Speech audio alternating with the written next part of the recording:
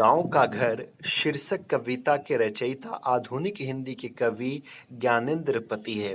यानी कि शीर्षक जो ये कविता है गांव का घर, इसके जो है कवि जो है वो ज्ञानेंद्र पति है।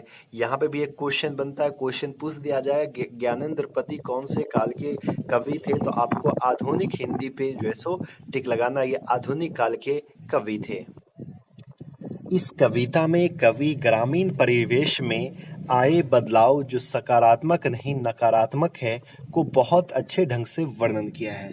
अब इस कविता में कवि क्या वर्णन करते कि गांव घर में जो लोग रहते हैं उसमें किस तरह का बदलाव आया, और कहते वो जो बदलाव आया ना, वो बदलाव सकारात्मक नहीं है, पॉजिटिव नहीं बल्कि नेगेटिव है। उसको ही इस कविता में वो बहुत ही अच्छे ढंग से बताने की कोशिश किए हैं। कवि कहते हैं कि गांव का घर बाबल्ले और मिट्टी से बना हुआ होता है। यानी कि गांव में जितने भी घर होते हैं वो बांस बल्ले और मिट्टी से बने हुए होते हैं। और ये जो कविता है ना, बहुत ही अच्छी कविता कि गांव घर में किस तरह से बदलाव हुए, जो बदलाव शायद अच्छा नहीं है, तो उसको बताने की कोशिश कर रहे हैं। तो सबसे पहली बात तो ये कहते हैं कि गांव घर के जो घर होते हैं वो बांस बल्ला से और साथ में मिट्टी से बने हुए होते हैं। उस घर से हम जुड़े रहते हैं और उस घर से बहुत ही हम लोग का लगाव होता है। घर के अंदर आने से पहले चौखट पर ही बड़े बूढ़े खास कर आवाज देते हैं। और ये सिलसिला अभी भी गांव घर में जो है सो चलती आ रही है कि जब भी घर के कोई बड़े व्यक्ति घर के अंदर जो है एंट्री करते हैं, घर के अंदर जब आते हैं तो चौखट के बाहर ही जो है ना वो खास करके आवाज देते हैं। अभी भी आप लोग अपने गांव घर में गौर कीजिएगा कि जो दादा होते हैं, जो घर के पिताजी होते हैं, और अगर घर में कोई बहू हो बेटी हो, तो जब वो घर की तरफ आते हैं ना तो खास करके आवाज लगाते ताकि समझ जाए कि बड़े व्यक्ति आ रहे हैं और वो तैयार हो जाए या घर के अंदर जो है सो चले जाए। तो ये पहले का एक रीति रिवाज है जो बहुत ही अच्छा एक सिलसिला था, और अभी भी ये सिलसिला चलता आ रहा है, गांव घर में देखने को मिलता है। बुजुर्गों के खड़ाऊ की आवाज से सभी सटक जाते थे। यानी कि जो बूढ़े व्यक्ति थे तो उनके खड़ाऊ खड़ाऊ मतलब होता है कि जो ये लकड़ी का जो चप्पल होता है जो पहले के जमाना में लोग पहनते थे, तो लकड़ी का चप्पल जब पहनते थे, खड़ाऊ जब पहनते तो उसकी खट खट की आवाज बहुत ज्यादा आती है। तो उसकी आवाज सुनकर के घर के जितने भी लोग थे वो सटक जाते थे, यानी कि तैयार होकर कहीं जो है सो अंदर की तरफ चले जाते थे, या अगर बाहर हो तो वो जो है सो सही से, यानी कि वो आदमी जो है सो देख नहीं पाए जो घर के बुजुर्ग व्यक्ति है। चौखट से पहले ही ये अभिभावक खड़े रहते थे। वहां कोई पर्दा नहीं था, एक अदृश्य पर्दा ही पर्दे का काम करता था। वे किसी का नाम लिए बिना ही पुकारते थे। अब यहाँ पे क्या कह रहे हैं कि चौखट के बाहर ही अभिभावक खड़े रहते थे। अभिभावक जो घर के बुजुर्ग व्यक्ति कहिए, बड़े व्यक्ति जो घर का काम साम सब कुछ संभालते हो, तो वो घर के अंदर नहीं आते थे, लेकिन चौखट के बाहर ही जो रहते थे। लेकिन और वहीं पे और साथ में जो घर और चौखट पे कोई पर्दा नहीं। आज देखिए तो एक से एक पर्दा लगा हुआ है, लेकिन पहले पर्दा कोई नहीं होता, एक अदृश्य पर्दा ही पर्दे का काम करता था। एक ऐसा पर्दा जो देख नहीं सकते, वही पर्दा जो काम करता था, जो एक कहते ना पर्दा लिहाज जो होता था, लेकिन वही जो है सो काम करता था एक पर्दे का।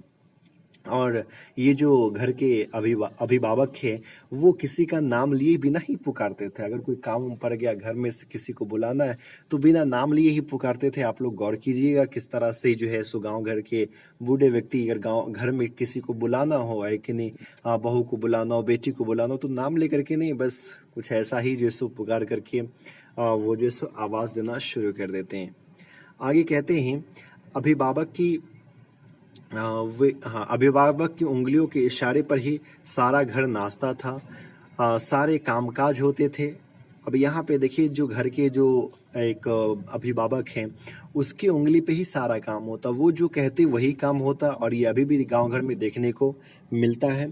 सारे कामकाज जो है उसी के हाथ में होता। आगे कहते हैं शंख के चिन्ह की तरह गांव के घर होते, गांव के घर के चौखट होते।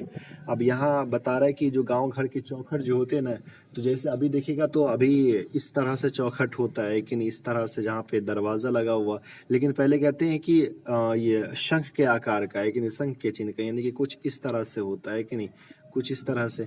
तो वो कहते हैं शंख के चिन्ह की तरह गांव घर के चौखट होते थे। चौखट के बगल में गेरू से पुती हुई दीवार होती थी।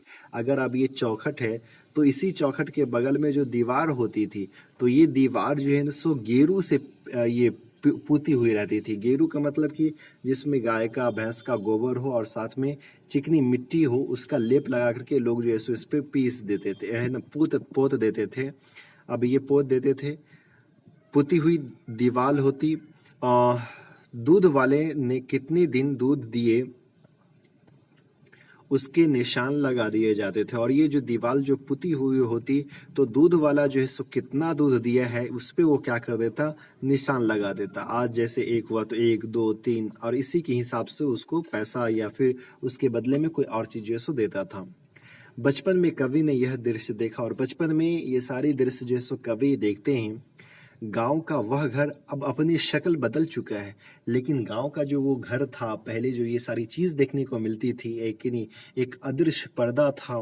लोग घर के अंदर आने से पहले जो खास करके आवाज देते थे, ये गोबर और मिट्टी से निपी हुई पोती हुई दीवारें होती थी। ये दृश्य बचपन में कवि देखते हैं।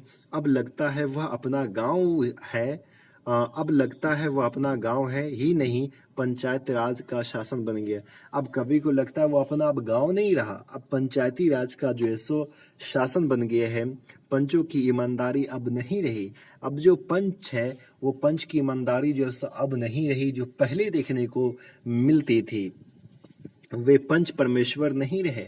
वो पंच परमेश्वर जो पहले थे वो अब नहीं है। कि पंच जो फैसला सुनाते हैं, यहाँ 5 लिखा गया, वो जो फैसला सुनाने वाले जो होते हैं उसको हम लोग पंच कहते हैं। तो पंच परमेश्वर एक चैप्टर भी था पहले क्लास 12th 50 मार्क्स हिंदी में। यानी कि पंच पंच जो होता है उस परमेश्वर होता है, यानी वो जो बोलता है ना उसकी बातें नहीं, खुदा की बातें होती है। तो अब कहते हैं कि पंच के अंदर जो पहले ईमानदारी थी वो अब ईमानदारी देखने को नहीं मिलती है। पंच परमेश्वर नहीं रहे, गांव की घरों में बिजली बत्ती लग गई है। फिर ये भी कहते जो बदलाव हुआ वो बदलाव ये भी कि अब गांव घर में जो है सो बिजली बत्ती लग गई। पहले तो लालटेन था, अब लालटेन जो है ना धूल में पड़ा हुआ है, उसका कोई इस्तेमाल नहीं कर रहा है। बल्ब की रोशनी रहने की जगह बुझी हुई रहती है। यानी कहते बल्ब की रोशनी तो है लेकिन वो बुझी हुई रहती, कब, रात में। अब देखिएगा तो एक ये हो चुका है भाई, बल्ब है बुझा करके रखना है, रात में सोते वक्त जो है। बेटों के दहेज में दूरदर्शन की मांग करते हैं। अब जब बेटे की शादी होती है तो अब जो है सो क्या चीज की, टेलीविजन की, टीवी की जो है सो मांग करते हैं। लालटेन खूंटी पर लटकी दिखाई देती है। अब लालटेन का यूज ही नहीं है, वो खूंटी पर जो है सो लटकी दिखाई देती रहती है। रातें अब उजाले अधिक अंधेरे ही उगलती है।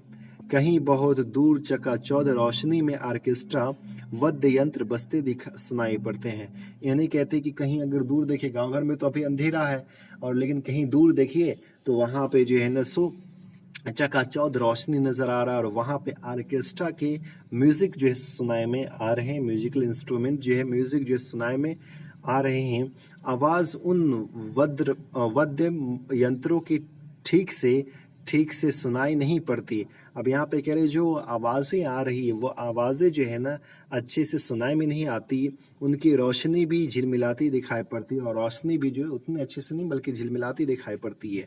कह रहे लोकगीत विरहा होरी चैता अल्लाह अब नहीं सुनाई पड़ते। यानी गांव घर के जो लोकगीत है, विरहा चैता, अब ये सब सुनाई नहीं पड़ते। अब ऑर्केस्ट्रा है, म्यूजिक है, अब ये सारी चीज जो है सो चलती है। अब ये तो लोकगीत का नामो निशान नहीं, सारी चीज ही जो है सो खत्म हो गई है।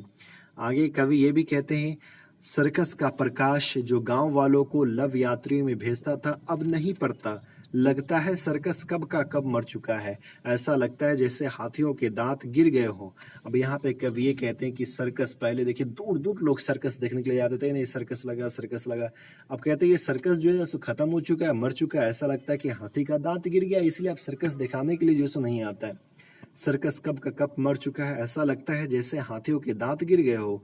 एक अनगाया शोर गीत कवि की जन्मभूमि में भटक रहा। अब यहाँ पे कवि कह रहे हैं कि अब कोई लोकगीत नहीं होता है, लोग कोई गीत नहीं गा रहे, एक अनगाया शोर ही जो है ना, एक अनगाया शोर गीत ही जो है ना सो कवि को सुनाई में आ रही है। यानी कि अब शोर शराबा, हल्ला चिल्ला, जो भीड़ भाड़ आबादी बढ़ेगी तो फसलों से बात है, हल्ला चिल्ला, तो ये कोई गा तो नहीं रहे हैं, ये अचानक जो है ना सो शोर शराबा हो रहा है और वही जो है सो कवि को सुनाई में आ रहा है।